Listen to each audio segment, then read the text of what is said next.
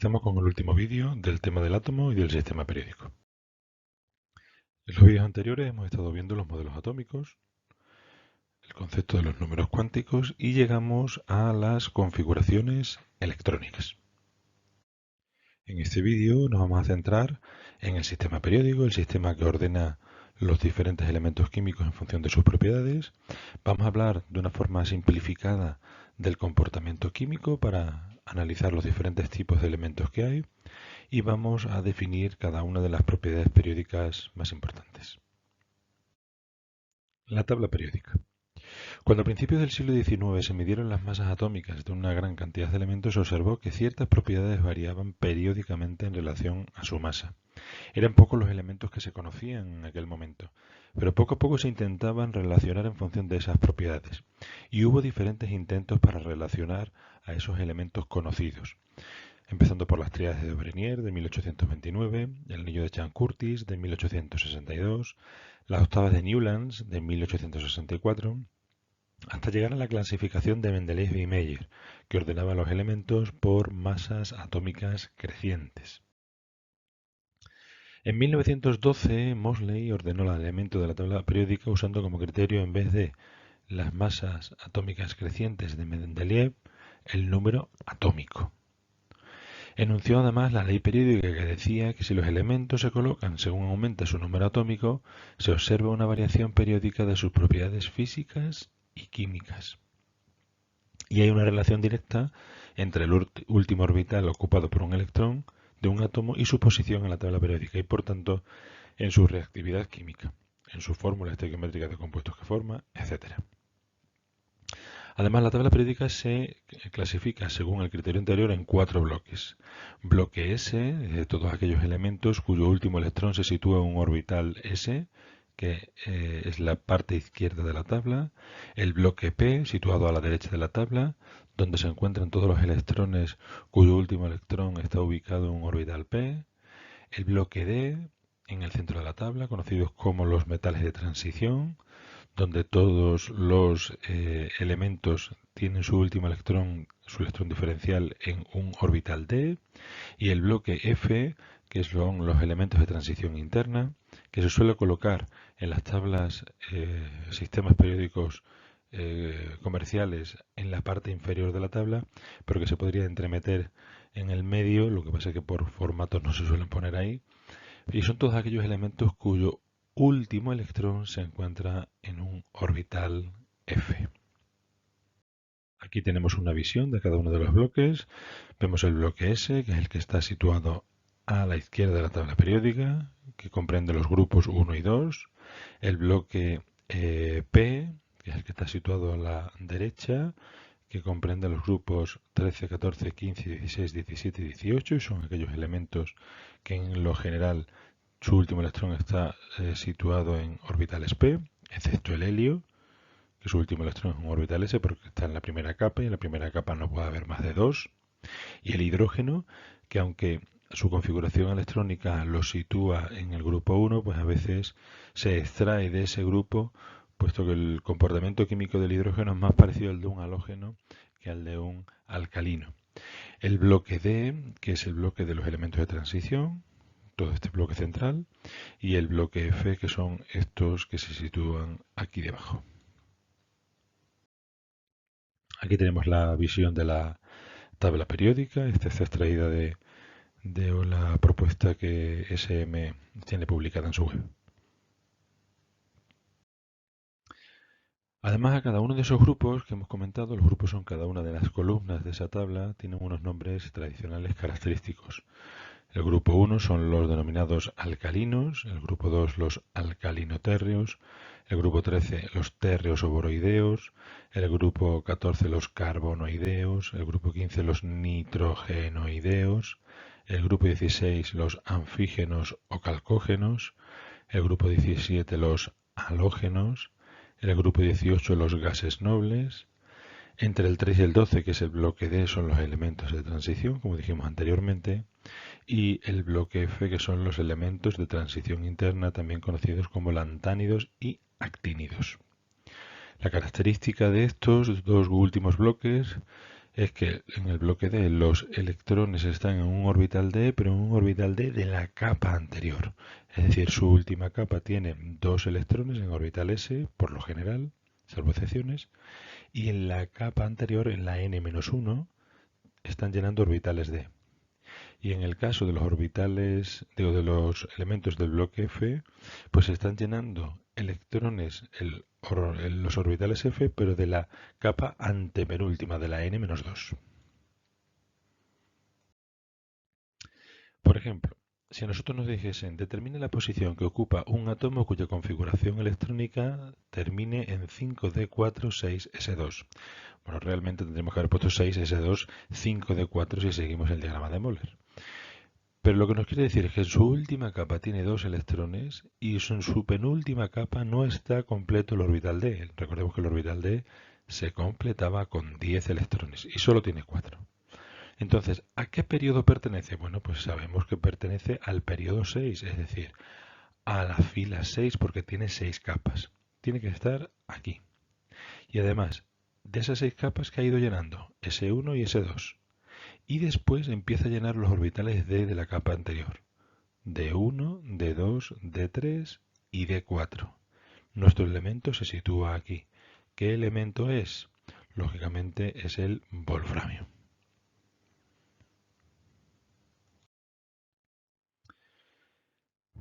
Habiendo ubicado los diferentes elementos en la tabla o sistema periódico, es el momento de analizar o empezar a analizar las propiedades.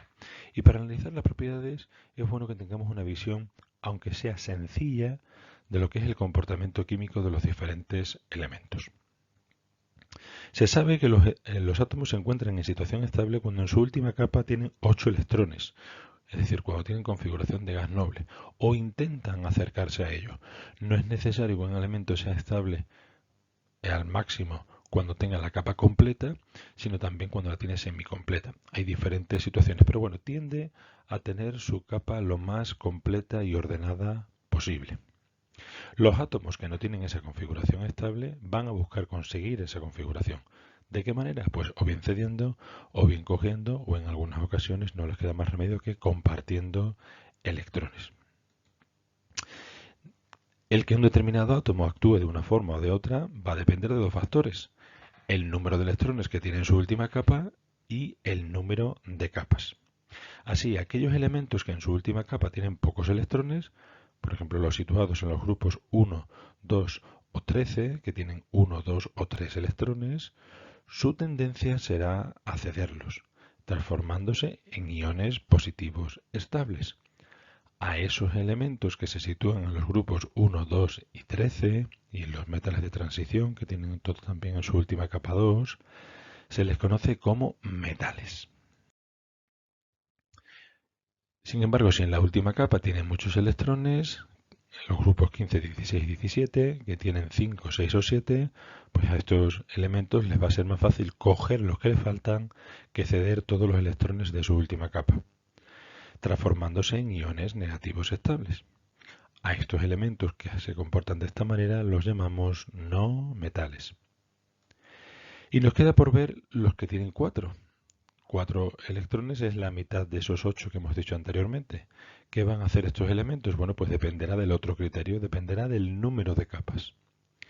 Así, el carbono y el silicio, que tienen pocas capas, pues tienen más tendencia a coger que a ceder, actuando como no metales. El estaño y el plomo, que tienen muchas capas, pues van a tener más tendencia a ceder que a coger, actuando como metales. Y el germanio, que está ahí entre medio, pues puede actuar de las dos formas, tanto como metal como no metal. Y los gases nobles no pueden formar compuestos, ya que son estables, 8 electrones. De esta manera hemos visto una visión general del comportamiento químico reducido a los elementos con los que se suele trabajar al nivel de bachillerato. Pero hay algunas excepciones en la tabla. Por ejemplo, el hidrógeno, que aun teniendo un electrón en su última capa y única, es un elemento no metálico porque no puede perder ese electrón, se quedaría sin electrones. Entonces la única opción que tiene el hidrógeno es coger uno.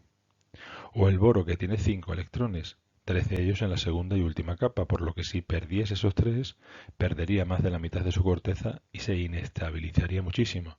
Por tanto, el boro lo único que puede hacer es coger electrones, actuando como no metal. Y hay, sin embargo, otros elementos de los grupos 15, 16 y 17, como el bismuto, el polonio, el astato, que no pueden coger electrones porque tienen muchas capas. En ese caso, ellos actúan como metales.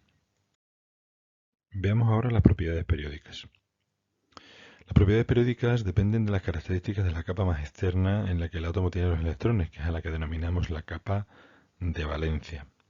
Las capas internas, situadas entre el núcleo y la capa de valencia, provocan una repulsión sobre los electrones más exteriores que hace disminuir el efecto de la carga nuclear. Esto es a lo que se le denomina el efecto pantalla, es decir, el núcleo que es positivo va a tener tendencia a atraer a la carga negativa, ya sea la propia o la ajena que quiere atraer hacia sí. Sin embargo, los electrones que se sitúan en la corteza del átomo generan repulsiones negativo con negativo, generan repulsiones y por tanto dificultan esa labor del núcleo. Es lo que se conoce como el efecto pantalla. Por eso en muchas ocasiones se debe valorar conjuntamente tanto carga nuclear como efecto pantalla, que es lo que denominamos la carga nuclear efectiva, puesto que parte de la carga del núcleo no se ve compensada por la repulsión de los electrones interiores. ¿Qué propiedades periódicas vamos a ver? Vamos a hablar de las propiedades periódicas que nos tratan del tamaño del átomo, el radio atómico y el radio iónico, la energía de ionización, la afinidad eléctrica o electrónica, la electronegatividad y el carácter metálico. El radio atómico se define como la mitad de la distancia que separa a dos átomos iguales en estado gaseoso enlazados entre sí. La mitad de la distancia que separa a dos átomos iguales en estado gaseoso enlazados entre sí. Por ejemplo, aquí tenemos dos átomos de cloro enlazados entre sí. Pues claro, si nosotros analizásemos lo que es la zona central, que es la zona más visual de ambos átomos, que sería el núcleo, pues la distancia que separa esos dos núcleos, la mitad sería el radio atómico. Por dicha razón se va a hablar de radio covalente si los dos elementos que se unen son no metales, ya veremos los enlaces en el tema siguiente, o de radio metálico cuando los dos elementos que se unen son metales. Es decir, el radio de un mismo átomo va a depender del tipo de enlace que forme e incluso del tipo de red cristalina que formen los metales o la forma de cristal en la que se ordenen esos sólidos covalentes. En un mismo periodo, el radio disminuye al aumentar la carga nuclear efectiva, es decir, disminuye hacia la derecha, debido a que los electrones de la última capa estarán más fuertemente atraídos. Y en un grupo, el radio aumenta al aumentar el periodo, puesto que existen más capas. Es decir, que el radio va a aumentar a medida que bajamos en los diferentes grupos, pero a medida que nos desplazamos hacia la derecha, el radio disminuye, puesto que tienen un efecto pantalla similar por tener el mismo número de capas y sin embargo a medida que nos avanzamos hacia la derecha, el núcleo es más fuerte. Aquí podemos ver en esta gráfica de aquí arriba cómo va variando el radio en cada uno de los periodos. Entre el litio y el flúor vemos cómo va disminuyendo, entre el sodio y el cloro, entre el potasio y el bromo, y vemos sin embargo que en el mismo grupo el radio va aumentando a medida que bajamos, flúor, cloro, bromo aumentando a medida que bajamos. Y estas irregularidades que tenemos por aquí por el medio, pues son las relativas a tanto elementos de transición o elementos de transición interna. ¿Qué es el radio iónico? Pues el radio iónico es el radio que tiene un átomo que ha perdido o ganado electrones, adquiriendo la estructura electrónica del gas noble más cercano. Así, el radio iónico de los cationes serán menores que en los átomos neutros de los que derivan por la mayor carga nuclear efectiva, es decir, han perdido una capa, han perdido los electrones de su última capa y ya tienen menor apantallamiento, por tanto tienen mayor poder de atracción del núcleo y tendrán un radio menor. Sin embargo, en los aniones, sus radios serán mayores que los átomos neutros por la disminución de la carga nuclear efectiva al tener mayor apantallamiento o repulsión eléctrica. Por ejemplo, aquí tenemos el caso del sodio, que se quiere unir al cloro, Pues en el momento en el que se transforman en iones, el sodio pasa al ion sodio positivo, habiendo perdido el electrón de su última capa y por tanto reduciendo su tamaño. Y en el caso del cloro, que capta un electrón para formar cloruro, se genera mayor apantallamiento, mayor repulsión y por tanto los electrones tienden a separarse un poco. El radio de los aniones es mayor que el de los átomos neutros de los que derivan y el radio de los cationes es menor que el de los átomos neutros de los que derivan. Aquí tenemos la comparativa de todo ello. Lo que vemos en amarillo son los átomos neutros. Lo que vemos aquí en gris serían los radios de los cationes. Y en este otro caso, aquí el boro nos ha puesto como catión, pero bueno. Y en verde pues sería el radio de los aniones. Como vemos, los aniones tienen un radio ligeramente mayor o ligeramente o muy mayor, con respecto al representado en amarillo, y sin embargo los cationes pues tienen un radio menor, un tamaño menor que su átomo neutro del que deriva.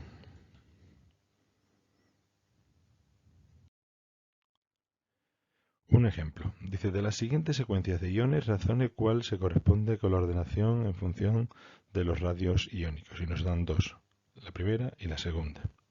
Si nosotros analizamos esta secuencia, dice la secuencia 1 es la correcta, ya que a igualdad de electrones tendríamos que hacer la configuración electrónica de estos elementos y veríamos que el berilio, que su átomo neutro está en el segundo periodo, al perder dos electrones ha perdido su última capa y se quedaría con una única capa, lo mismo que el litio. Lo que pasa es que el berilio va a tener mayor carga nuclear por tener un número atómico mayor. Por tanto, tendrá un radio menor, un radio iónico menor que el del litio.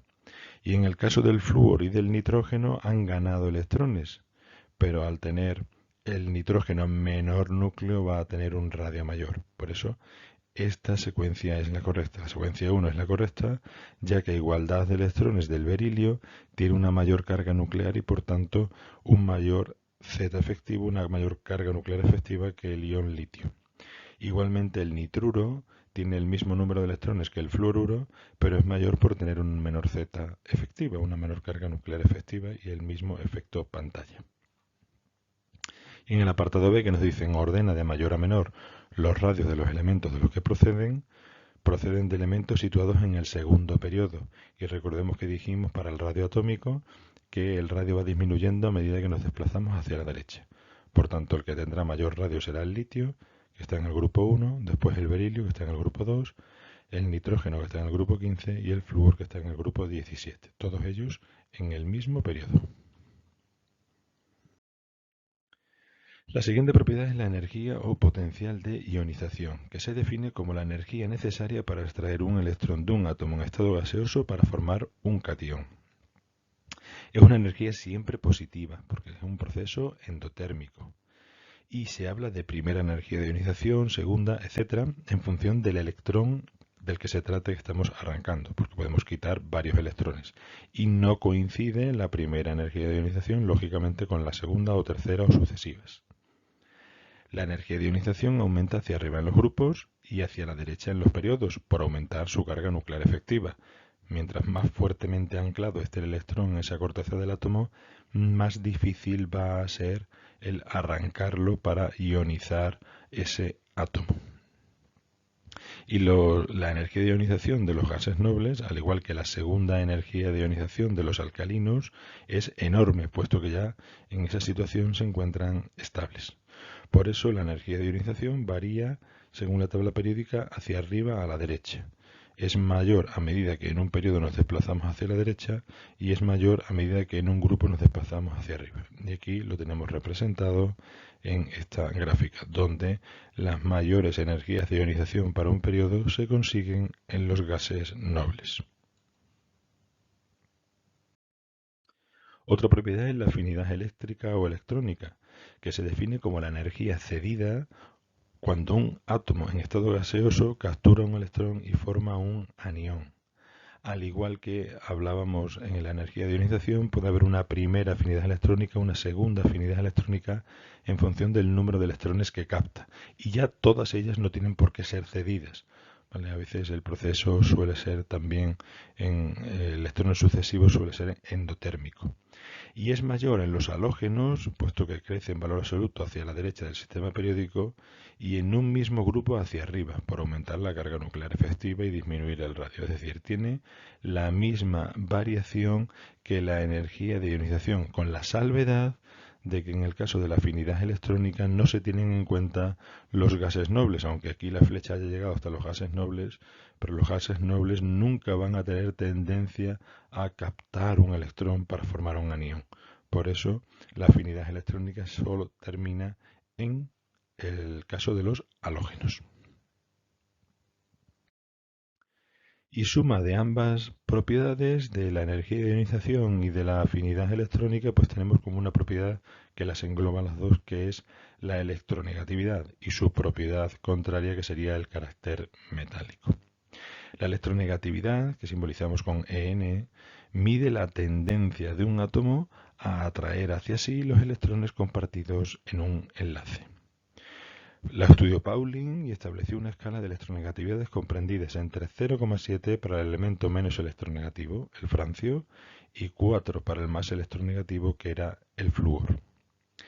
La electronegatividad, como hemos dicho anteriormente, es un compendio, es una mezcla entre la energía de ionización y la afinidad electrónica. Por lo tanto, aumenta hacia arriba en los grupos y hacia la derecha en los periodos, igual que la energía de ionización y la afinidad electrónica, por tener mayor carga nuclear efectiva.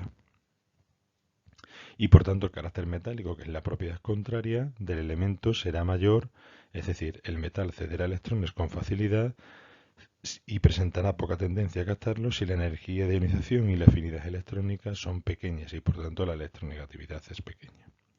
Es decir, una electronegatividad será creciente a medida que nos desplazamos hacia arriba, llegando hasta el flúor, olvidémonos de los gases nobles, y el carácter metálico será creciente a medida que nos desplazamos hacia el francio, a medida que bajamos en los grupos y nos dirigimos a la izquierda en los periodos, por tener menor carga nuclear efectiva.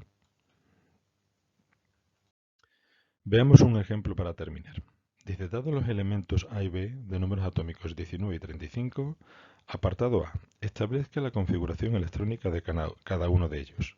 Apartado B, indica su situación en el sistema periódico. Apartado C, compara tres propiedades periódicas de ambos elementos. Y apartado D, justifica el tipo de enlace que producen al unirse. En el apartado A, si hacemos la configuración electrónica del elemento Z igual a 19 y Z igual a 35, veremos Z igual a 19, su configuración electrónica es la que indicamos aquí, terminando en 4s1, 4 capas, un electrón en su última capa. Elemento Z igual a 35 termina en 4s2p5, 4 capas, 2 electrones en orbitales s y 5 en orbitales p. Si tenemos que identificar qué elementos son, en primer lugar identificamos el grupo, elemento A grupo 1 por tener un electrón, y el elemento y periodo 4, y el elemento B grupo 17 por tener 7 electrones en su última capa, un halógeno, y periodo 4. Y al estar en el mismo periodo solo hay que ver la variación de izquierda a derecha para comparar tres propiedades periódicas, que es lo que nos piden. Por ejemplo, si comparamos el radio, ¿quién tendrá mayor radio? Pues tendrá mayor radio el que tenga menor carga nuclear efectiva. Para el mismo periodo tendrá menor radio el que esté más a la izquierda. Por tanto, el radio atómico, el radio de A, será mayor que el de B. El radio disminuye hacia la derecha.